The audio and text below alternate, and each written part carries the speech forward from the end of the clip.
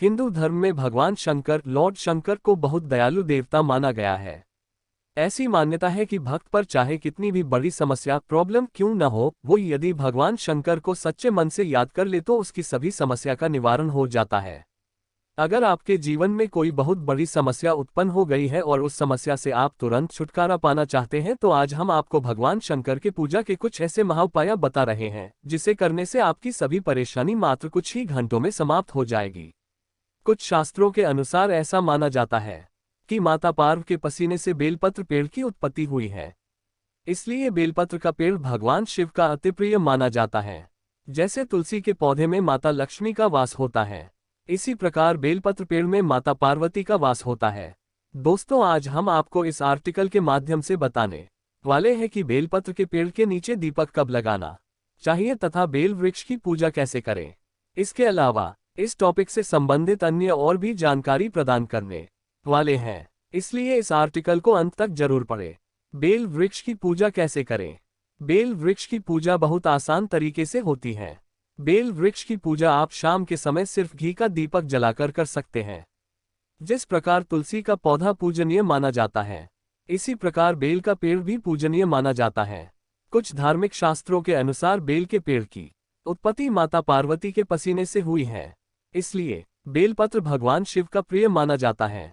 जैसे तुलसी के पौधे में माता लक्ष्मी का वास होता है, इसी प्रकार बेल के पेड़ में माता पार्वती का वास होता है। इसलिए के पेड़ को पूजनीय मानकर पूजा करनी चाहिए तथा बेल पेड़ का नियमित रूप से दर्शन करना चाहिए।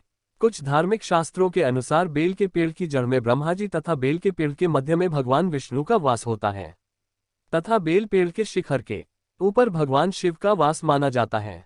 बेल के पेड़ में माता पार्वती, भगवान शिव, ब्रह्मा जी तथा भगवान विष्णु वास करते हैं। बेल के पेड़ को घर में लगाना शुभ माना जाता है तथा इसके रोजाना दर्शन से बड़ी तीर्थ यात्रा करने की अनुभूति होती है। बेल पेड़ को छूने से भगवान शिव का स्पर्श करने की अनुभूति होती है।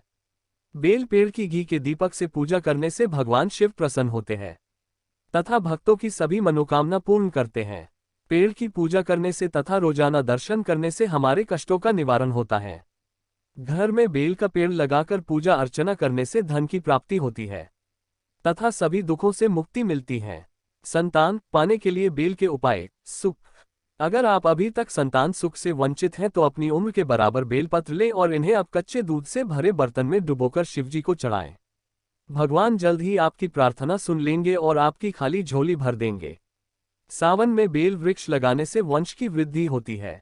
यह उपाय धार्मिक मान्यताओं पर आधारित है, इसका कोई वैज्ञानिक आधार नहीं है। उपाय के साथ उपचार भी जारी रखना चाहिए। दाम्पत्य संबंधों में सुधार अंडरस्को के लिए बेलपत्र के उपाय। महाशिवरात्रि के दिन यदि पति और पत्नी दोनों एक साथ भगवान शिव की पूजा करें और एक साथ बेलपत्र चढ़ाएं तो उनके वैवाहिक जीवन के सुख में वृद्धि होगी। ऐसे शिव भक्त संतान की तरफ से भी संतुष्ट रहते हैं। महाशिवरात्रि के दिन आप घर में भी बेल का पौधा लगा सकते हैं, फिर रोजाना इस पर जल चढ़ाने से पापों से मुक्ति मिलती है। बेल के पत्तों से आर्थिक परेशानी दूर करें। सावन शिवरात्रि या महाशिवरात्रि के दिन शिवजी की पूजा में चढ़ाए गए बेलपत्र पर शाम को चंदन से ओम लिखें। ऐसे कम से कम 3 बेलपत्र लेकर अपनी तिजोरी में रख लें।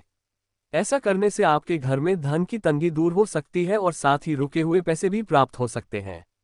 बेल के पेड़ की पूजा करने से मां लक्ष्मी प्रसन्न होती हैं और धन की प्राप्ति होती है। इसलिए सावन में शिवजी को बेलपत्र चढ़ाने के साथ ही बेल के पेड़ को भी जल दें। बुखार होने पर बेलपत्र के उपाय। अगर घर में किसी को बुखार है तो बेल की पत्तियों का काढ़ा बनाकर रोगी को देने से आराम मिलता है। यदि आपको कभी मधुमक्खी, बर और ततैया काट ले तो कांटे के स्थान पर बेलपत्र का रस लगाने से राहत मिलती है। माना जाता है कि वायुमंडल में व्याप्त अशुद्धियों को सोखने की क्षमता बेल वृक्ष में खूब होती है। बेलपत्र से मुंह के छालों के उपाय।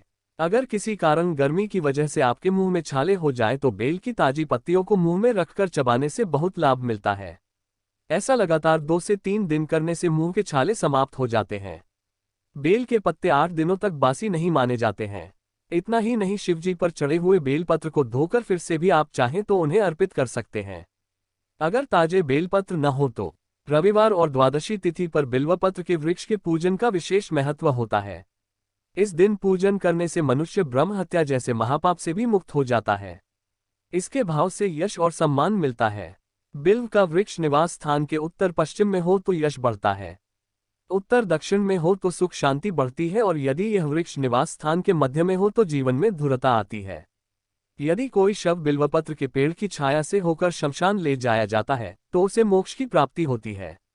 इसके अलावा बिल्वपत्र के पेड़ को नियमित रूप से जल बढ़ाने पर पितरों को तृप्ति मिलती है और पितृदोष से मुक्ति मिलती है। वातावरण को शुद्ध बनाए रखने के लिए बिल्वपत्र के वृक्ष का महत्व है। यह अपने आसपास के वातावरण का शुद्ध और पवित्र बनाए रखता है। घर के आसपास बिल्वपत्र का पेड़ होने पर वहां सांप या विषैले जीव जंतु भी नहीं आते। दरिद्रता से मुक्ति। दरिद्रता को दूर करने के लिए घर में बेलपत्र का पौधा जरूर लगाना चाहिए, जिससे मां लक्ष्मी प्रसन्न होती हैं और धन धान्य के भंडार भरे रहते हैं।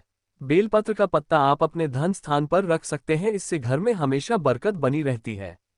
आर्थिक संपन्नता के लिए इसे उत्तर दक्षिण दिशा में लगाएं।